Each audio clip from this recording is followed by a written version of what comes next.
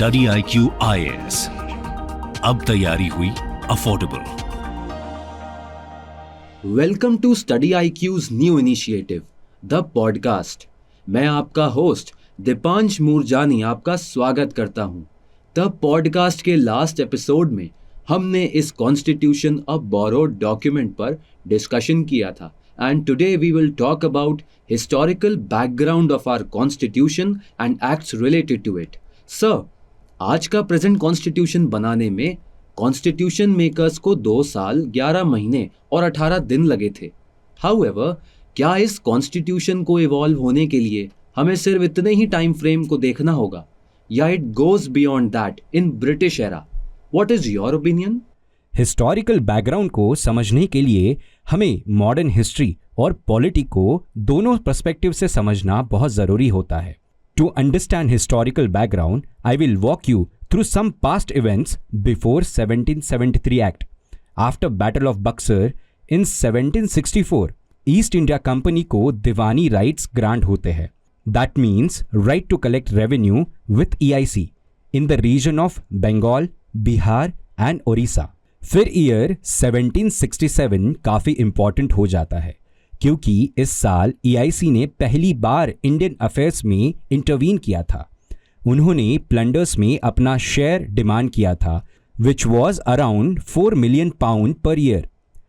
इन 1765 to 1772 ये एक ऐसा टाइम पीरियड था जहां we witnessed dual system of government. Under the system the government administration of Bengal was divided into Nizamat and Diwani. Diwani EIC carry out कर रहा था where Nizamat was carried out by Nizams. और आगे जाके company that is EIC and British government ऐसे acts introduce करते हैं जो इंडियन कॉन्स्टिट्यूशन को इम्पैक्ट करता है। क्या आप जूम आउट करके बता सकते हैं कि what were the major phases of these acts? Historical development के बैकग्राउंड को बेहतर समझने के लिए we have to understand it in 2 phases। Number 1, company rule जो 1773 टू 1858 तक था। सेकेंडली, क्राउन रूल जो 1858 टू 1947 था। Sir, after the regulating act of 1773 we witnessed that British government ने ईस्ट इंडिया कंपनी के अफेयर्स को कंट्रोल करना start कर दिया था।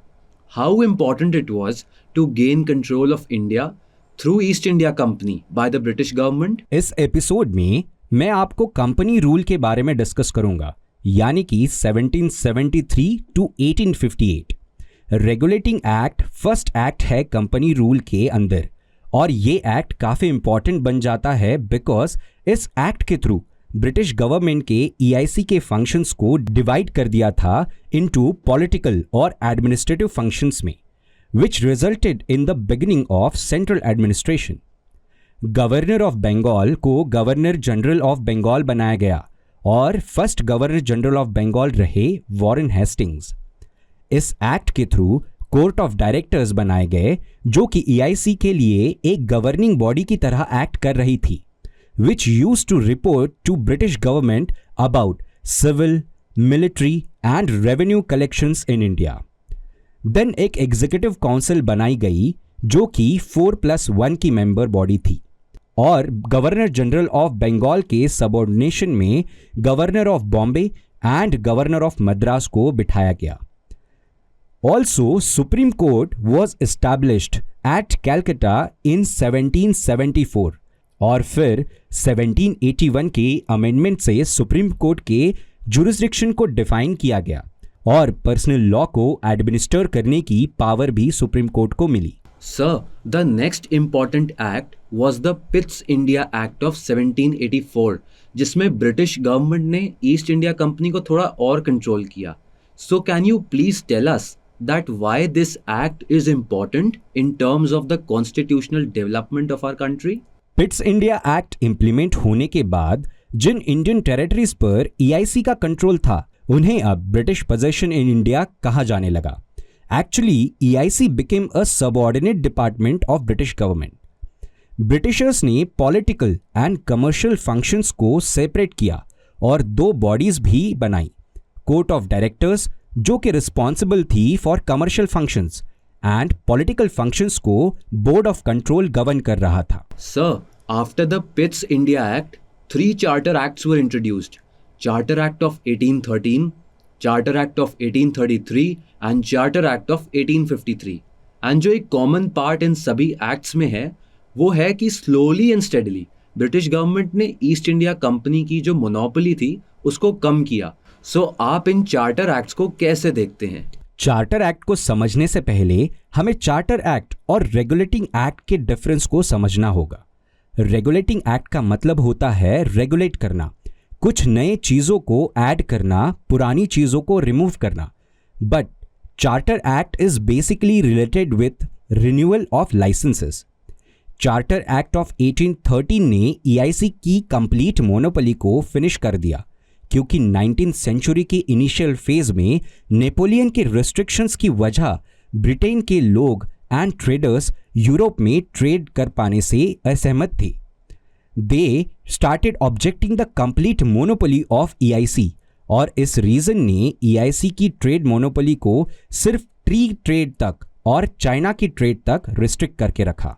जब चार्टर एक्ट ऑफ 1833 आया तो कंपनी की लीज को 20 साल तक बढ़ाया गया, बट ट्रेड में कुछ रिस्ट्रिक्शंस भी बढ़ाए गए। Monopoly and trade with China को फिनिश कर दिया। एडमिनिस्ट्रेटिव फ्रंट पर भी कुछ चेंजेस हुए, जैसे governor general of Bengal was now governor general of India and Lord William Benedict India के पहले गवर्नर जनरल बने। इंडियन टेरिटरीज को अब ब्रिटिश क्राउन के नाम से गवर्न किया जाने लगा। देन गवर्नर जनरल के काउंसिल में अब एक लॉ मेंबर भी ऐड किया गया। और इसके अलावा कुछ पॉजिटिव चेंजेस हमें देखने को मिलते हैं, जैसे कि abolition of slavery in 1843 and open competition for selection in civil services. Sir, the last charter was the Charter Act of 1853 and ये काफ़ी important हो जाता है because इस act के through Indian Legislative Council was formed. Please enlighten us on this. Charter act of 1853 ने governor general of India के functions को लेजिस्लेटिव फंक्शंस और एग्जीक्यूटिव फंक्शंस में डिवाइड कर दिया था और लेजिस्लेटिव काउंसिल बनाने के पीछे भी यही रीजन था that legislative functions will now be the responsibility of legislative council. इस एक्ट के थ्रू पहली बार लोकल रिप्रेजेंटेशन देखने को मिलता है। For example, out of the 6 legislative councillors 4 members ऐसे थे जिन्हें मद्रास, बॉम्बे, बंगाल और आगरा की लोकल गवर्नमेंट्स ने अपॉइंट किया था। Sir, thank you for your guidance. Listeners, in the next episode हम क्राउन रूल से स्टार्ट करेंगे। Till then, stay tuned with Study IQ. Keep studying.